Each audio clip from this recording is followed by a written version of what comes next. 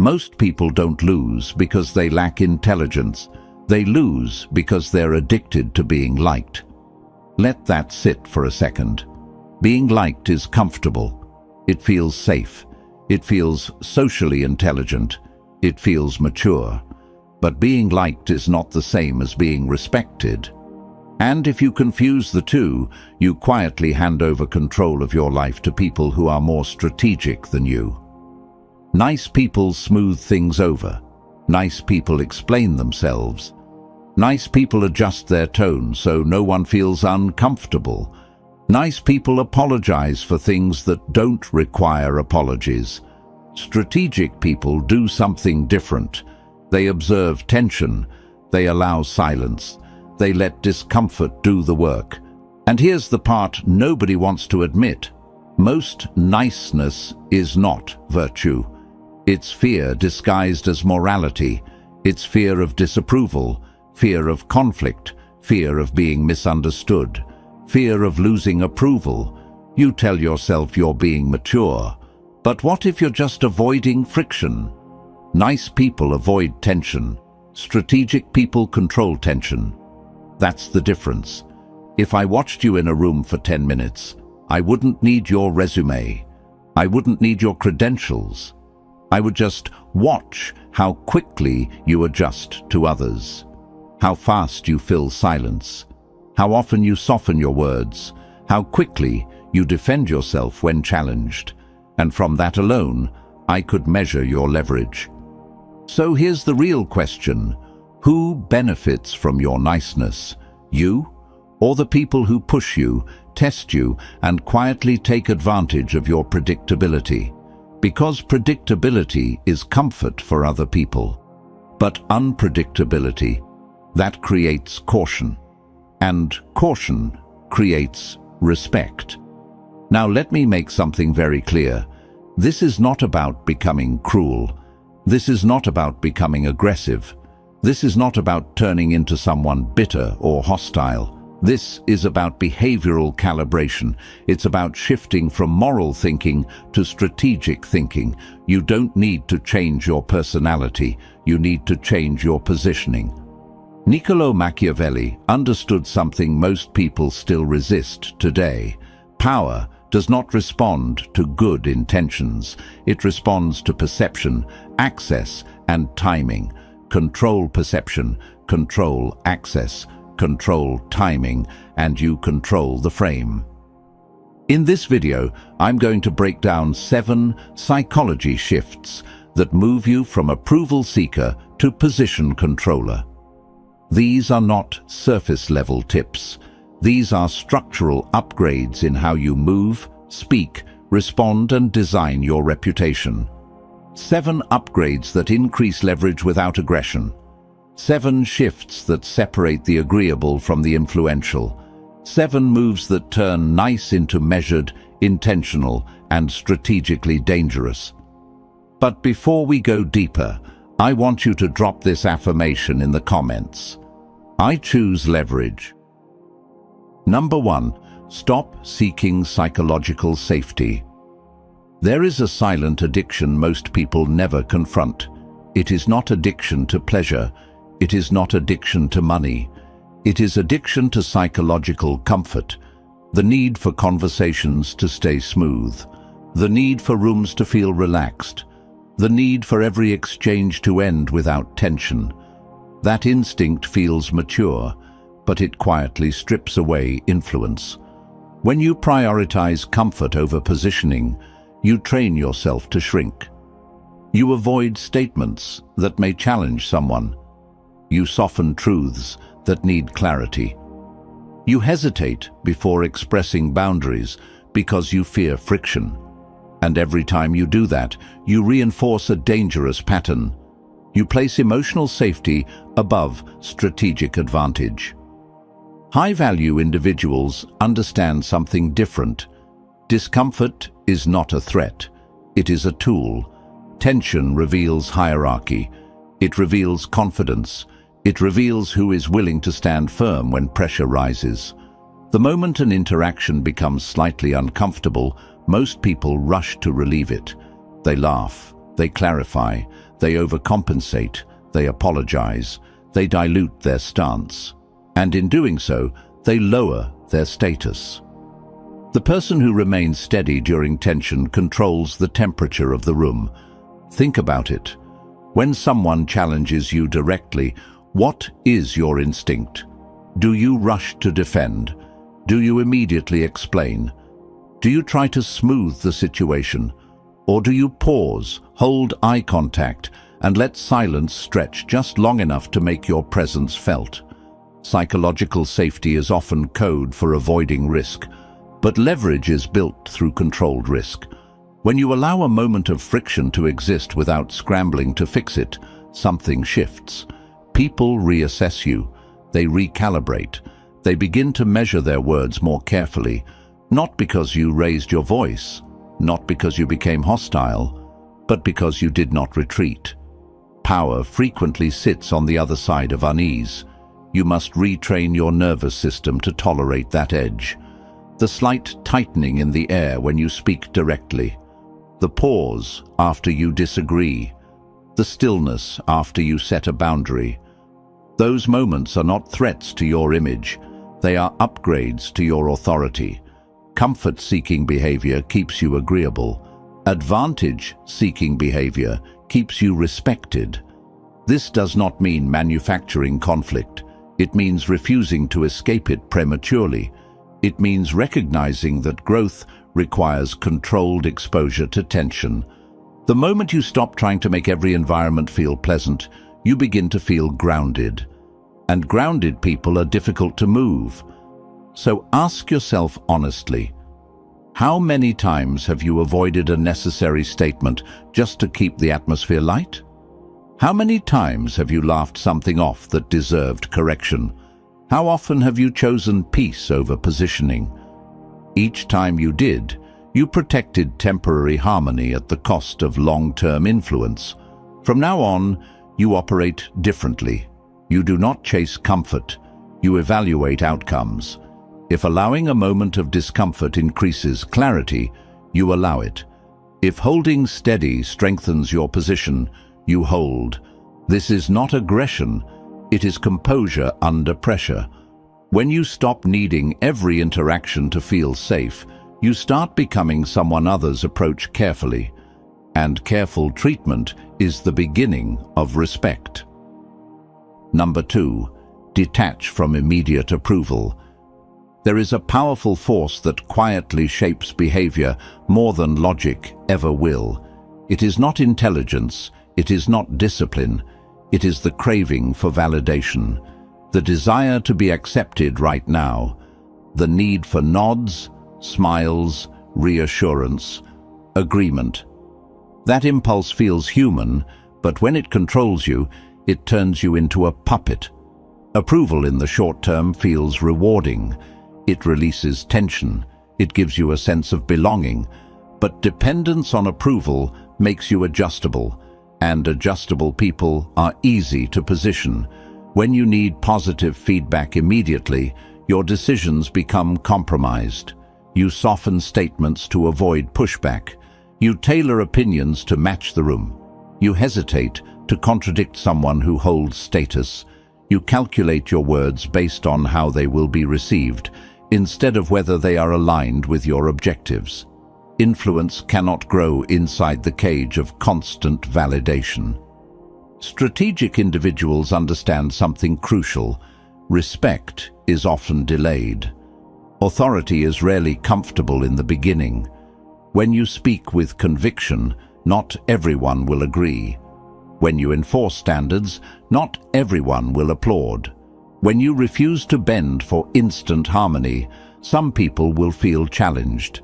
That is not loss, that is filtration. The need for immediate approval creates predictability. Others quickly learn how to manage you. They discover what earns your smile, what earns your silence, what earns your retreat. And once that pattern is recognized, your leverage decreases. Detachment from instant validation changes your posture. You stop scanning faces for reassurance. You stop adjusting your tone to chase approval. You stop measuring your value by reaction speed. Instead, you measure by positioning. There is a powerful shift that happens when you accept being temporarily misunderstood. When you speak clearly and allow others to process without rushing to repair your image. When you state your stance and resist the urge to justify it excessively. When you prioritize long-term perception over momentary applause. That is maturity. Long-term positioning requires tolerance for short-term friction. The person who can endure brief discomfort without scrambling to regain acceptance is the person who slowly gains authority. Ask yourself honestly, how often do you check the emotional temperature of the room before speaking? How often do you adjust your delivery to avoid disapproval? How often do you feel unsettled when someone disagrees with you? Every one of those reactions is a signal. It shows where your need for approval still holds power. Freedom begins when validation becomes optional. When you detach from the hunger for instant agreement, something shifts internally. You become more deliberate, more centered, more composed. You stop negotiating your standards for applause. You begin operating from alignment instead of reaction. And ironically, that is when respect starts to grow. Because people trust those who do not constantly seek reassurance. They trust individuals who remain steady without fishing for affirmation.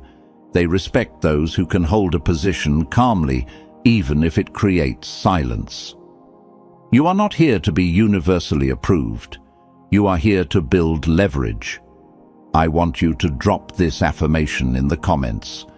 I don't chase approval. When validation no longer controls your behavior, your presence changes, and when your presence changes, the way people respond to you changes with it. Number 3, shift from reaction to delay. Most people believe that quick responses signal intelligence, confidence, dominance. In reality, instant reactions often reveal impulsiveness. When someone challenges you and you fire back immediately, you expose your emotional wiring. When pressure rises and you respond without pause, you surrender control of tempo. Tempo is power. The one who controls timing controls direction. Impulsive responses are predictable. They show your triggers. They show your pressure points. They show exactly where you can be influenced. If someone knows they can provoke an immediate reply from you, they know they can steer you. Delay disrupts that pattern. When you introduce a pause, you create uncertainty. And uncertainty shifts the psychological balance. The other person begins to wonder what you're thinking. They begin to reconsider their position. They start to replay what they said. Silence becomes a mirror, forcing them to face their own words. This is not passive behavior. It is controlled pacing. Think about the last time someone made a bold statement in your presence. Did you instantly correct them? Did you jump in to defend yourself? Did you rush to prove something? That urgency may have felt powerful, but it likely reduced your leverage. Strategic delay does 3 things simultaneously. First, it gives you space to assess. You evaluate the situation from above instead of inside it. You observe tone, intention, subtext. You choose a response based on outcome, not emotion. Second, it shifts psychological pressure outward. When you do not immediately respond, the other person begins to fill the silence mentally. Doubt grows, curiosity grows, sometimes even insecurity grows. Third, it reinforces composure.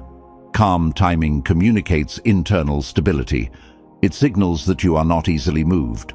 The majority of people operate on reflex. They answer texts instantly. They respond to criticism instantly. They defend themselves instantly. They make decisions instantly. And because they operate at that speed, they're easy to anticipate. Introduce delay, and you become harder to read. This does not mean ignoring everything. It means choosing when to speak. It means resisting the urge to satisfy immediate tension. It means letting moments breathe. Imagine someone questions your capability publicly. Instead of reacting, you pause. You look at them steadily. You allow a few seconds to pass. Then you respond calmly, directly, without emotional charge. That measured delivery carries more weight than any rapid comeback. Control of timing equals control of the frame. When you decide when an interaction moves forward, you shape its structure. When you decide when to respond, you influence momentum. When you refuse to be rushed, you reclaim authority. Ask yourself, how often do you feel compelled to answer immediately? How often do you feel discomfort when silence stretches? How often do you allow urgency to dictate your behavior? That urgency is a habit, and habits can be redesigned. From now on, practice calculated pacing. Before responding, breathe. Before replying, assess. Before reacting, evaluate. Not every statement deserves instant attention. The more you slow down intentionally, the more deliberate you become, and deliberate individuals are difficult to manipulate. Drop this affirmation in the comments. I control the tempo. When you stop reacting instantly and start responding strategically, the entire dynamic shifts. And once you control timing, you are no longer playing defense. You are directing the rhythm. Number 4, redefine kindness as selective. Kindness has been romanticized into weakness. You've been told that generosity should be constant, that patience should be unlimited, that understanding should be automatic. And while compassion has value, indiscriminate generosity destroys authority. When you extend the same level of warmth to everyone, regardless of their behavior, you erase hierarchy. You remove consequence. You flatten standards. Strategic individuals understand something crucial. Generosity without discernment reduces perceived worth. If your time, energy, and support are available to anyone at any moment, they lose scarcity. And scarcity is what gives value weight. Think of it this way. If someone knows you will always be supportive, always forgiving, always accommodating, they stop treating your support as something earned. It becomes expected. And what becomes expected loses impact. Selective generosity changes the dynamic. When your encouragement is intentional, it becomes meaningful. When your patience is conditional, it becomes respected. When your support is reserved for those who align with your standards, it becomes powerful. This does not mean becoming cold. It means becoming calibrated.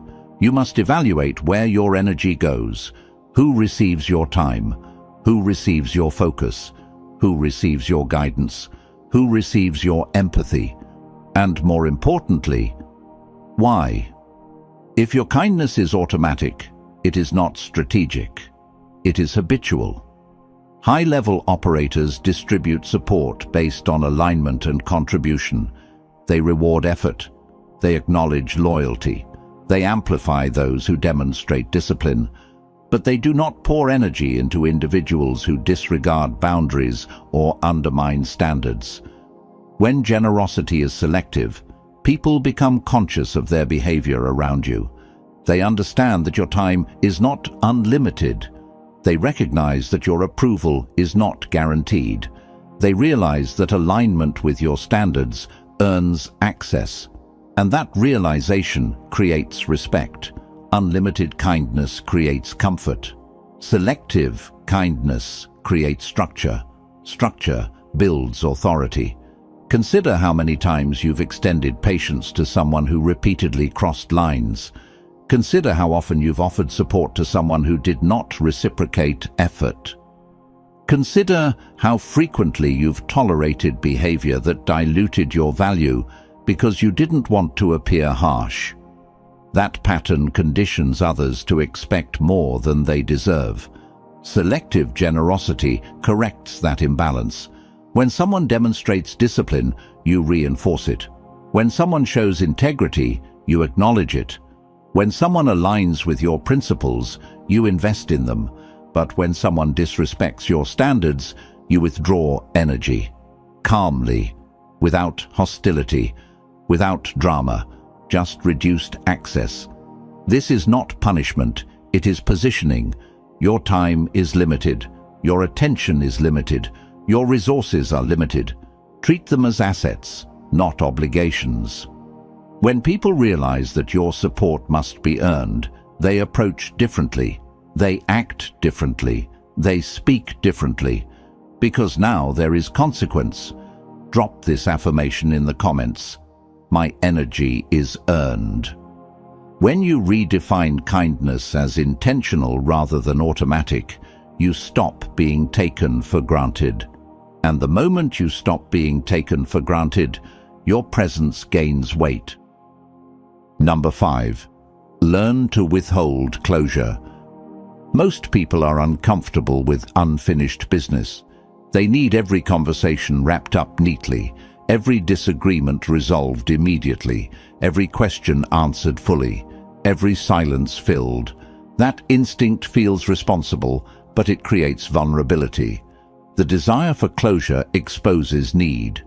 When you rush to clarify everything, you signal that you require emotional resolution. When you over-explain to eliminate misunderstanding, you reveal attachment to perception. When you chase finality, you surrender mystery. Mystery is leverage. Not every statement requires elaboration. Not every challenge deserves a detailed breakdown.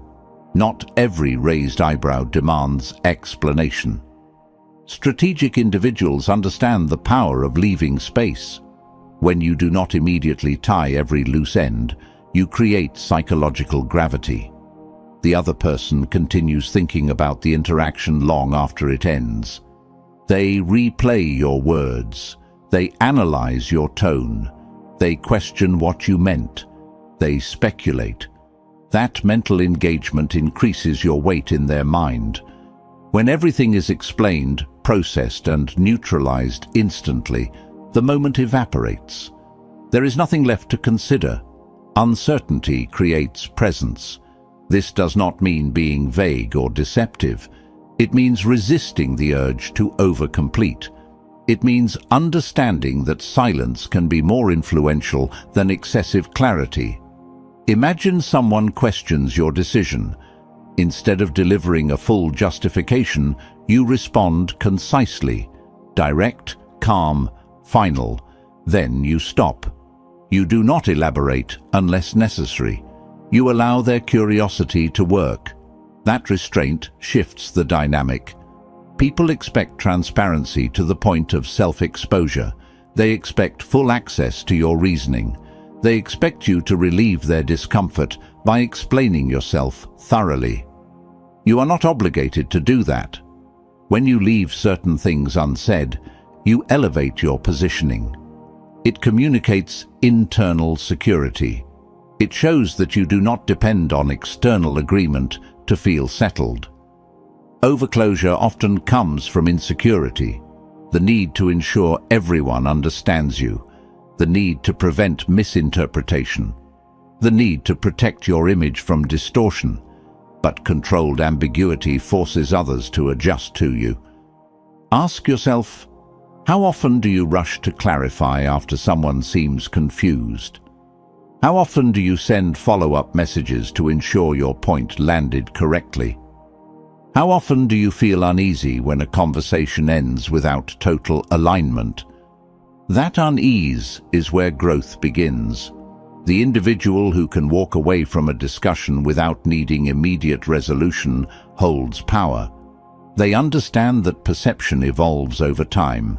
They trust their positioning. They allow curiosity to build. When you resist over-explaining, you prevent dilution. You become harder to categorize, harder to predict, harder to simplify. And when people cannot fully read you, they tread more carefully. Now, I want you to drop this affirmation in the comments. I embrace mystery. When you stop chasing closure and start allowing space, your words carry more weight, your silence carries more influence, and your presence lingers long after the conversation ends. Number 6. Evaluate every interaction as a power exchange. Most people walk into conversations thinking they're just having conversations. They're not. Every interaction subtly adjusts hierarchy. Every exchange shifts positioning. Every moment either elevates you slightly or lowers you slightly. The movement may be small, almost invisible, but it accumulates. Status is rarely decided in dramatic confrontations. It is shaped in ordinary moments. When you stop seeing conversations as neutral and start recognizing them as exchanges of influence, your awareness sharpens. You begin to notice details most people ignore. Who speaks first? Who interrupts? Who adjusts tone? Who laughs quickly? Who leans in? Who leans back? These micro-behaviors reveal balance. Influence is not always about domination. It is about distribution of effort. Who is investing more energy? Who is chasing validation? Who is adapting to maintain harmony? Who is holding ground? If you consistently invest more than the other person, more explanation, more enthusiasm, more reassurance, you slowly position yourself beneath them. Effort imbalance creates perception imbalance. Strategic individuals track this instinctively. They observe whether the other person is qualifying themselves. They notice whether they are being asked thoughtful questions. They pay attention to whether respect is reciprocated. And when imbalance appears, they recalibrate. Recalibration does not require confrontation. It requires awareness. If someone dominates airtime, you reduce yours intentionally and observe their reaction. If someone interrupts repeatedly, you maintain eye contact and continue speaking calmly. If someone demands too much access, you adjust availability. Every adjustment shifts the equation. Think about the last few interactions you had today. Did you adapt more than the other person? Did you adjust your tone to match theirs? Did you work harder to keep the exchange flowing? That data matters. When you operate consciously, you stop bleeding influence in small increments. You also begin to recognize strategic investment. When someone respects your time, values your input, and contributes evenly, you reinforce that dynamic. Balanced exchanges build sustainable authority. Imbalanced exchanges create silent hierarchy. There is another layer here. Energy. Where does your focus go? Who occupies your mental space after conversations end? If someone leaves you drained consistently, the exchange is uneven. If someone leaves you sharpened and engaged, the balance is healthier. Power is not loud, it is measured. The individual who remains centered while others overextend slowly becomes the reference point in the room, not because they demanded it, because they managed energy wisely. From now on, enter every conversation with awareness, not paranoia. Awareness. Observe without reacting, measure without insecurity, adjust without drama. When you see interaction as strategic terrain, you stop operating blindly. You stop giving away influence accidentally. And once you begin managing exchanges deliberately, your positioning strengthens naturally. When you evaluate interactions through the lens of balance, you stop being moved unconsciously. You start moving intentionally, and intentional movement creates authority that feels effortless but is anything but accidental. Number 7. Design your reputation intentionally. If you don't define how you are perceived, other people will do it for you.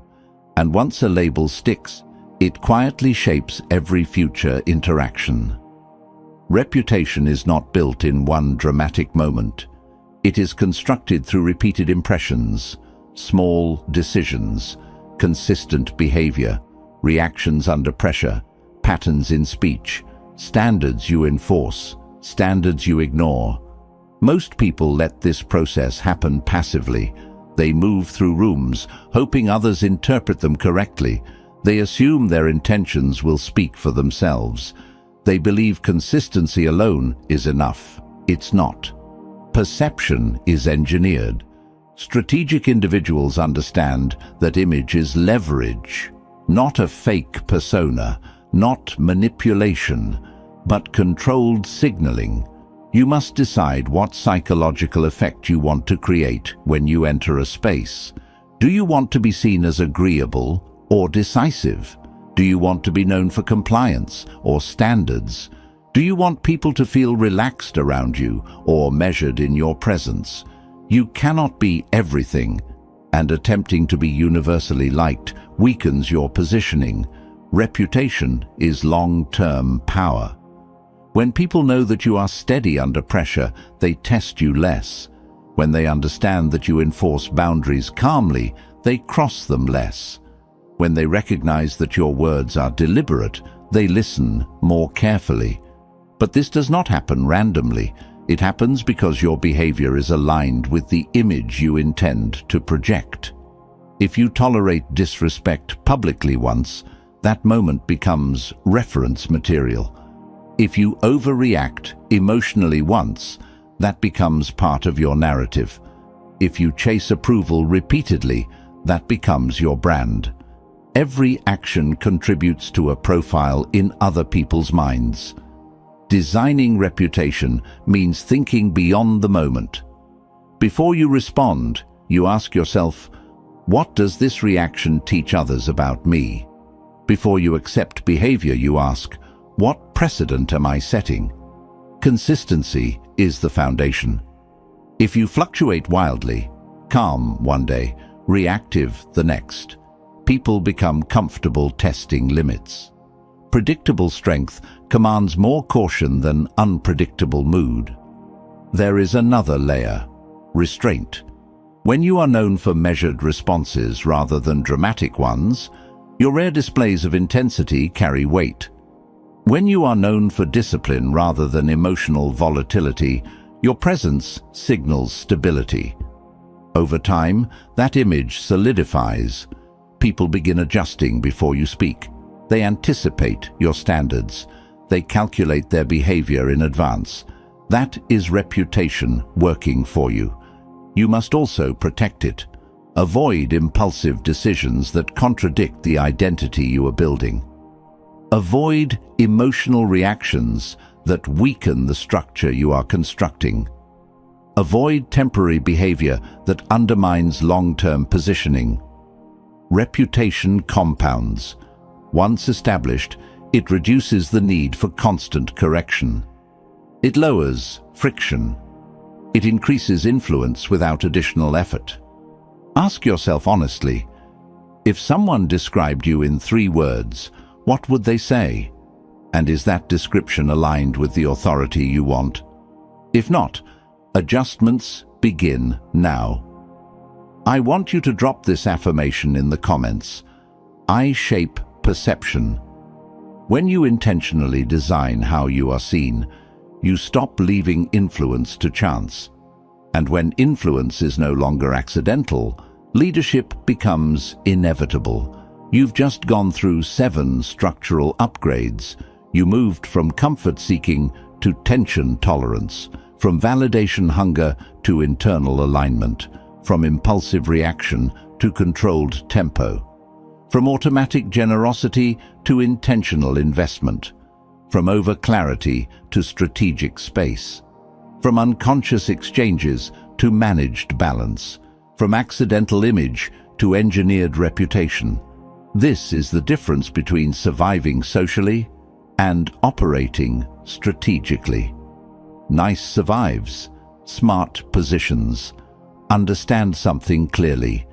None of this requires aggression. None of this requires hostility. None of this requires becoming someone you're not. It requires discipline. Discipline in speech, discipline in timing, discipline in energy, discipline in identity. When you stop acting nice out of fear and start moving with intention, the entire dynamic shifts. People sense it. They feel it. They adjust. Not because you demanded respect, because your positioning demands it for you. Now here's where most people fail. They hear content like this. They feel motivated. They nod. And then tomorrow, under pressure, they revert to old patterns. Don't do that. Transformation is not in understanding, it's in repetition. If this video shifted something in you, hit the like button, subscribe to the channel, and share it with someone who needs it. Remember this: stop acting nice to survive, start playing smart to lead, and from this point forward, move deliberately.